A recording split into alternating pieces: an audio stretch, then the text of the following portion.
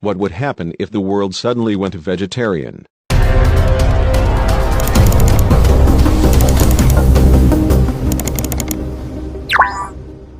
Eliminating meat from our diets would bring a bounty of benefits to both our own health and the planet's, but it could also harm millions of people.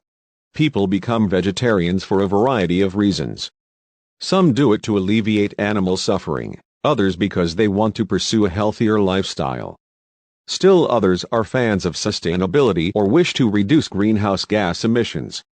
No matter how much their carnivorous friends might deny it, vegetarians have a point. Cutting out meat delivers multiple benefits. And the more who make the switch, the more those perks would manifest on a global scale. But if everyone became a committed vegetarian, there would be serious drawbacks for millions, if not billions, of people. It's a tale of two worlds, really, says Andrew Jarvis of Columbia's International Center for Tropical Agriculture.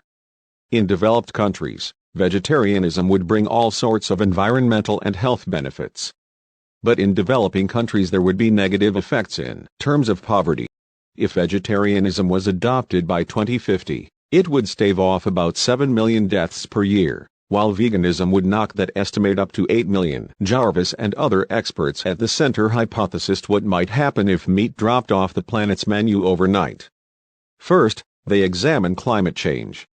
Food production accounts for 1/4 to 1/3 of all anthropogenic greenhouse gas emissions worldwide, and the brunt of responsibility for those numbers falls to the livestock industry. Despite this, how our dietary choices affect climate change is often underestimated. In the U.S., for example, an average family of 4 emits more greenhouse gases because of the meat they eat than from driving 2 cars, but it is cars, not steaks, that regularly come up in discussions about global warming. Most people don't think of the consequences of food on climate change, Tim Benton. Most people don't think of the consequences of food on climate change, says Tim Benton, a food security expert at the University of Leeds. But just eating a little less meat right now might make things a whole lot better for our children and grandchildren. Marco Springman, a research fellow at the Oxford Martin School's Future of Food program, tried to quantify just how much better. He and his colleagues built computer models that predicted what would happen if everyone became vegetarian by 2050. The results indicate that, largely thanks to the elimination of red meat, food-related emissions would drop by about 60%. If the world went vegan instead, emissions declines would be around 70%. When looking at what would be in line with avoiding dangerous levels of climate change, we found that you could only stabilize the ratio of food-related emissions to all emissions if everyone adopted a plant-based diet, Springman says. That scenario is not very realistic, but it highlights the importance that food-related emissions will play in the future. Global vegetarianism might impact farmers in the developing world hardest. Food, especially livestock, also takes up a lot of room, a source of both greenhouse gas emissions due to land conversion and of biodiversity loss. Of the world's approximately 5 billion hectares, 12 billion acres, of agricultural land, 68% is used for livestock. If everyone became vegetarian by 2050, food-related emissions would drop by 60%. Should we all go vegetarian, ideally we would dedicate at least 80% of that pasture to the restoration of grasslands and forests, which would capture carbon and further alleviate climate change. Converting former pastures to native habitats would likely also be a boon to biodiversity, including for large herbivores such as buffalo that were pushed out for cattle, as well as for predators like wolves that are often killed in retaliation for attacking livestock. The remaining 10 to 20% of former pastureland could be used for growing more crops to fill gaps in the food supply. Though a relatively small increase in agricultural land, this would more than make up for the loss of meat because 1/3 of the land currently used for crops is dedicated to producing food for livestock, not for human. Both environmental restoration and conversion to plant-based agriculture would require planning and investment, however, given that pasturelands tend to be highly degraded.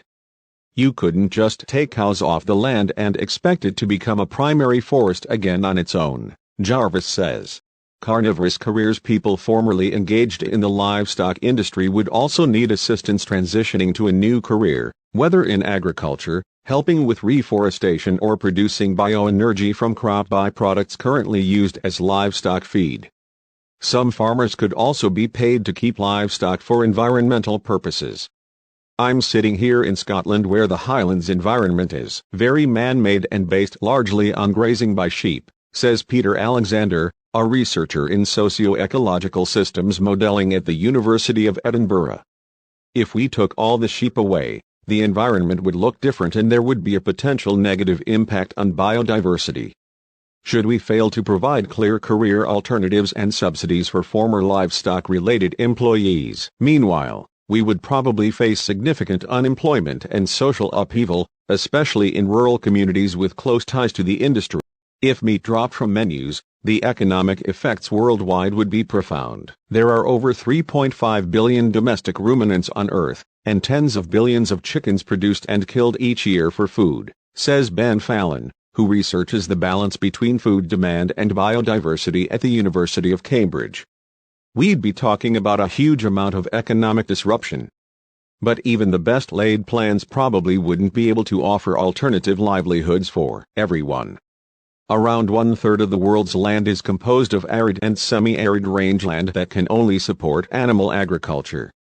In the past, when people have attempted to convert parts of the Sahel, a massive east-to-west strip of Africa located south of the Sahara and north of the equator, from livestock pasture to croplands, desertification and loss of productivity have ensued.